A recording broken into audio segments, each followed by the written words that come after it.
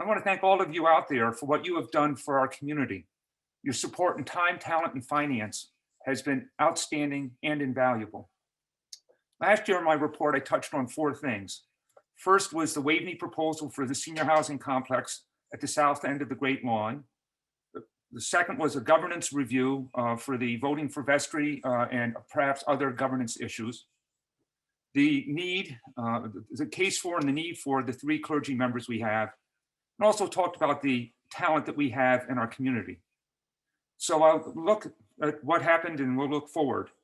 The Waveney proposal has been withdrawn, and as importantly, or perhaps even more importantly, we continue our outstanding relationship with Waveney. We are integral friends, and we have been able to survive the disagreement on that in great shape, and I think our relationship is even stronger than ever. They're very good friends of ours. The governance initiative has been put on hold because of the pandemic. That's something that we feel that we need to have interactive discussion about any change in governance before moving forward, and that in-person town hall meetings will be better able to explore that. And the pandemic has underscored the importance of our clergy and also shown the talent of our parish with all of those out there who are helping people in need. We were able to pivot with great agility this past year and provide to those in need in a difficult world. We have been a community of love in the broken and difficult world in which we now are. We appreciate your generous support, which has enabled us to provide help to those in need. We have been able to move from a largely in-person community here centered in New Canaan to a worldwide community. As Father Peter pointed out, we have folks who join us regularly from Italy, Germany, and Russia. But there's been a lot of hard work behind this. As I mentioned, Rob Schwartz has worked tirelessly on the streaming, and Ned Sexton has just done a tremendous job with the virtual organ recital, a virtual organ program with a virtual choir. And I'm proud to say for Ned that he will be the inaugural performer at a virtual organ recital at the American Cathedral in Paris this upcoming Friday, and urge you to can join to watch him. Thank you, Ned, for everything you've done. But while we have grown to an international audience, we have really remained committed to our base here. As Father Peter pointed out, we had Mike Handler for 18 weeks talking about where the pandemic was, what was going on, and how we could react with it. Least and Tom Jones had 2 wonderful programs on the post George Floyd shooting. And our clergy has been very busy with programs, Peter's vlogs, Justin's class, Jules' class on civility, and Elizabeth's bite-sized Bible classes that she's been doing. The staff has also been keeping very busy behind the scenes, and you, Father Peter noted the Community of Hope, but there's so many other organizations within our parish and our community that have just been doing an outstanding job. What I think is behind the scenes that's not so apparent is the time and energy that the clergy, staff, and you have been spending to help others.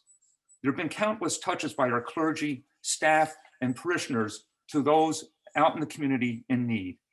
Father Peter talked about a few of them, but the fact that we were able to pass the peace 3 times, we've been able to get food to older people in our community and the town.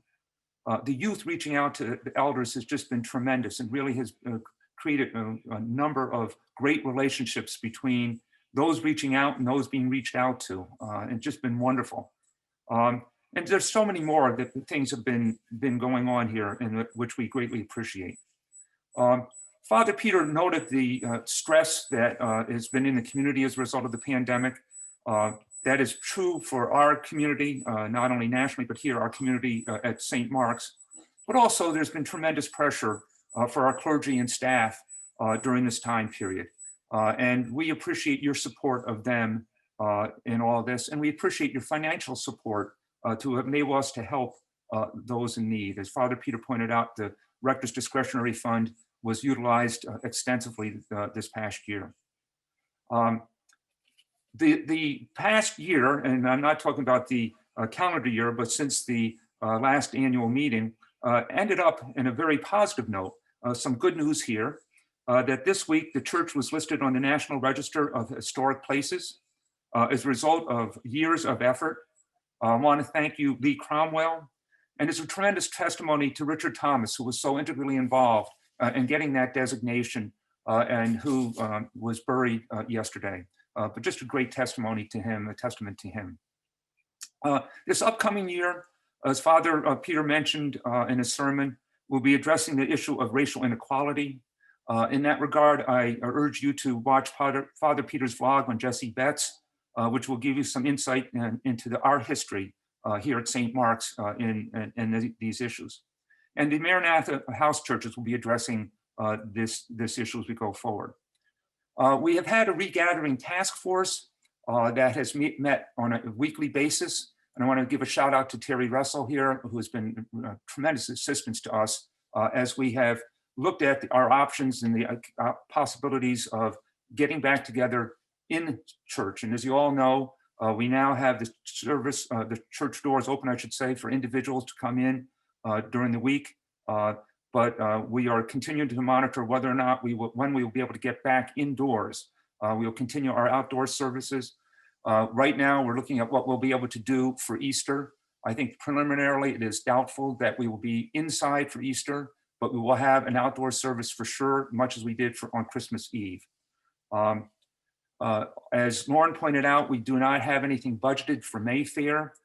We will not have our usual Mayfair with rides, but we're looking forward to an alternative Mayfair.